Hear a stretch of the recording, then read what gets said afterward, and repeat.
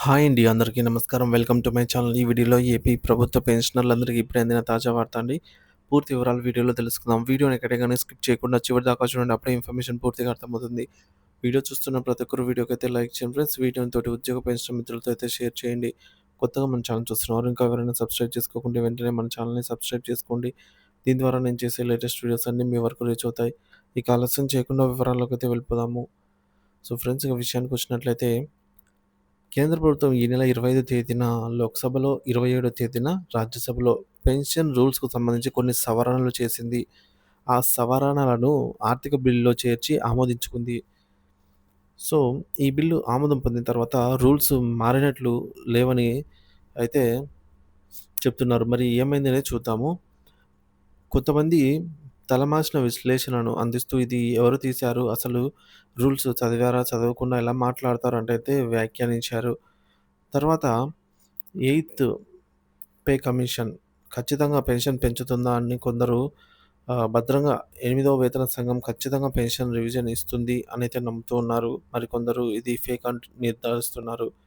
ఇంకొందరు మొదట ఆర్డర్ రావాలి. ఆ తర్వాతే నిజం నమ్ముతాం అనైతే ఎదురు చూస్తూ ఉన్నారు.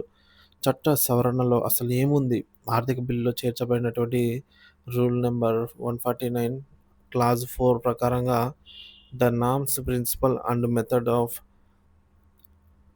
Pensions revision as per the accepted recommendations of a particular central pay commission shall be effective from such date as may be determined by the central government and the benefit of central government and such accepted recommendations shall not be given effect from an earlier date. దీని అర్థం ఏంటంటే ఏ వేతన సంఘం రికమెండేషన్లు ఇచ్చినా ఆ pension పెంపు ఎప్పటి నుంచి అమలు చేయాలో నిర్ణయించేది పూర్తిగా కేంద్ర ప్రభుత్వమే.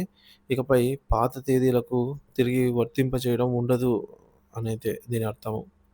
ఇక రాజ్యసభలో ఆర్థిక మంత్రి ప్రకటన. రాజ్యసభలో ఆర్థిక మంత్రి నిర్మలా సీతారామన్ గారు మాట్లాడుతూ, "నేను పెన్షన్ రూల్స్ మార్చలేదు. పెన్షన్ రూల్స్ యథావిధంగానే ఉన్నాయి" అని అయితే ప్రకటించారు. గతంలో ఆరో వేతన సంఘం 2006లో అమలు, ఏడో వేతన సంఘం 16లో అమలు చేపట్టింది. కానీ ఆ అమలుకు సంబంధించి అనేక కోర్టు కేసులొచ్చాయి.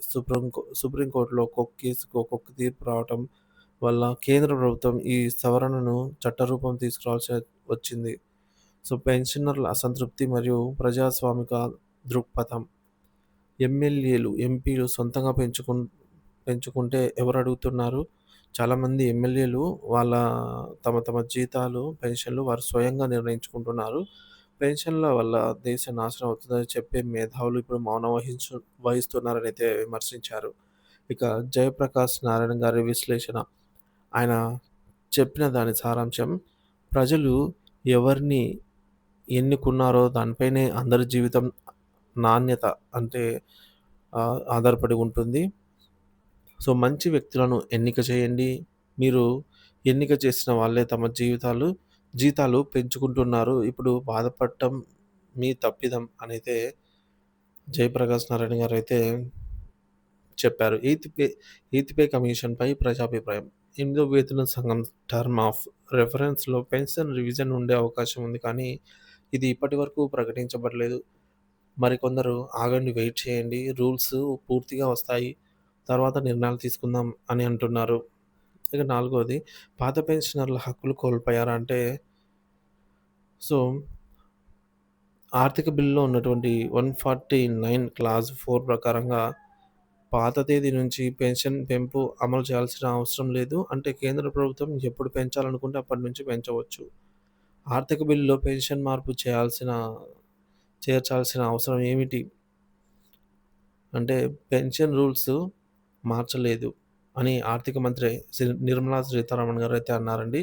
కానీ రూల్స్ మార్చలేదు అనేటప్పుడు ఆర్థిక బిల్లులో పెన్షన్‌కి సంబంధించి స్పష్టమైన మార్పులను ఎందుకు చేర్చారు? అనగా పే కమిషన్ ఇచ్చిన సిఫార్సులు కేంద్ర ప్రభుత్వం అమలు చేయకపోతే ఏది పెన్షనర్లకు వర్తించనిది అనైతే క్వెషన్ చేయడం జరిగింది. కేంద్ర ప్రభుత్వం భిక్ష మీద ఆధారపడే పరిస్థితి.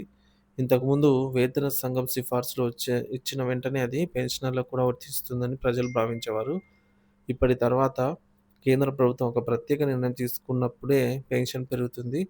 పాత తేదీ నుంచి పెన్షన్ పెంపు జరిగే అవకాశమే లేదు.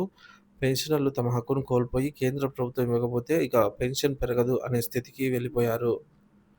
ఈ మార్పుల వలన పెన్షనర్ల భవిష్యత్తుపై అనేక సందేహాలు, నూతన ఆందోళనలు మొదలయ్యాయి. ఇప్పటివరకు వేతన సంఘం రికమెండేషన్లు వచ్చే వరకు ఒక ఆశతో ఉన్న పెన్షనర్లు ఇకపై ప్రభుత్వ నిర్ణయాల పట్ల మరింత అప్రమత్తంగా ఉండాల్సిన అవసరం ఉంది. ఇది పూర్తిగా కేంద్ర ప్రభుత్వ దయాదాక్షిణ్యంపై ఆధారపడిపోయినటువంటి విధానం అని చెప్పాలి. పెన్షనర్ల హక్కు అనేది ఇప్పుడు ప్రభుత్వం ఇవ్వాలనుకుంటే ఇస్తుంది. లేనిచో కాదు అనే కొత్త దృక్పథంగా మారిపోయింది. ఇది నిజంగా ప్రజాస్వామిక విధానమేనా? లేక పెన్షనర్ల న్యాయమైన హక్కులను క్రమం తగ్గించేందుకు తీసుకుంటున్న వ్యూహమా? ఈ ప్రశ్నకు సమాధానం ప్రజలకే వదిలేయాలి. దీనిపైన ప్రజలు స్పందించారండి. చాలామంది పెన్షనర్లు వారి తోచిన ఆహ్, విధంగా అయితే చెప్పారు. అవేంటో ఇప్పుడు చూసేద్దాము. ఫ్రెండ్స్ చాలామంది ఈ విధంగా కామెంట్ అయితే చేశారండి. చూసుకోవచ్చు. పెన్షనర్స్‌కి పే కమిషన్ వర్తింపజేయడం దండగని భావించిన వాళ్ళు ఓట్లు గూడా మాకు అవసరం లేదని చెప్తే ఒక క్లారిటీ వస్తుంది. ఎంపీల జీతాలు పెంచుకోవటానికి పీఎంకి, పార్లమెంటు సభ్యులకి ఆర్థిక భారం అనిపించదు కానీ ఎంప్లాయీస్‌కి డీఏ, మెర్జ్డ్ పెన్షన్ ఇవ్వటానికి భారం అనిపిస్తోంది. ఈ ఎంపీలు ఉన్నది ప్రజల కోసమా? లేకపోతే వాళ్ళ సొంత ప్రయోజనం కోసమా? పెన్షన్ రూల్స్‌లో సవరణలు లేవు అని నిర్మలా సీతారామన్ గారు అనడం పెన్షన్‌ను పూర్తిగా మోసగించడమే. అలాంటిదేమీ లేకపోతే ఇప్పుడు వాలిడేషన్ అని ఆర్థిక బిల్లులో భాగంగా ఎందుకు చేర్చినట్లు? సో, ఈ అనాలిసిస్ తర్వాత నాకర్థమైంది ఏంటంటే, ఎనిమిదవ పే కమిషన్ సిఫార్సులు జనవరి 1, 2026 నుంచి రెట్రో రెట్రోస్పెక్టివ్ డేట్‌తో అమలు చేయరు. చేసిన ఎరియర్స్ ఇవ్వరు. నేషనల్ పే ఫిక్సేషన్ చేసి ఫైనాన్షియల్ బెనిఫిట్స్ ప్రాస్పెక్ట్ డేట్ నుంచి ఉంటుంది. ఇది పెన్షనర్స్‌కే కాదు ఎంప్లాయీస్‌కి కూడా. Let us wait and see. ఎంపీలు, ఎమ్మెల్యేలు, ఎమ్మెల్సీలు, సర్పంచులు వారికి 1947 నుంచి ఇవ్వవచ్చు.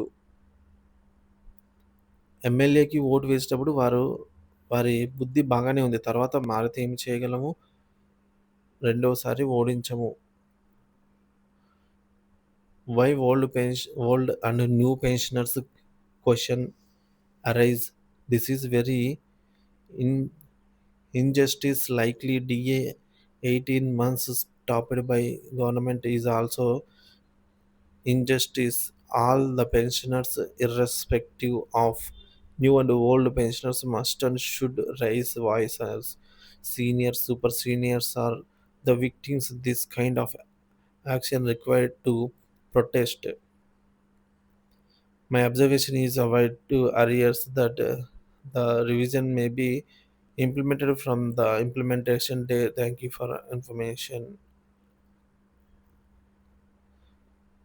The government, uh, the government unsuspect the right of pensioners and made them uh, ఈ విధంగా అయితే కామెంట్ చేశారండి. సో చూసుకోవచ్చు. దేశ ఆర్థిక మంత్రి అబద్ధాలు చెప్తున్నారు. దీనిలో ఏదో దాగి ఉన్న అంశం ఉన్నట్టుంది అంటున్నారు.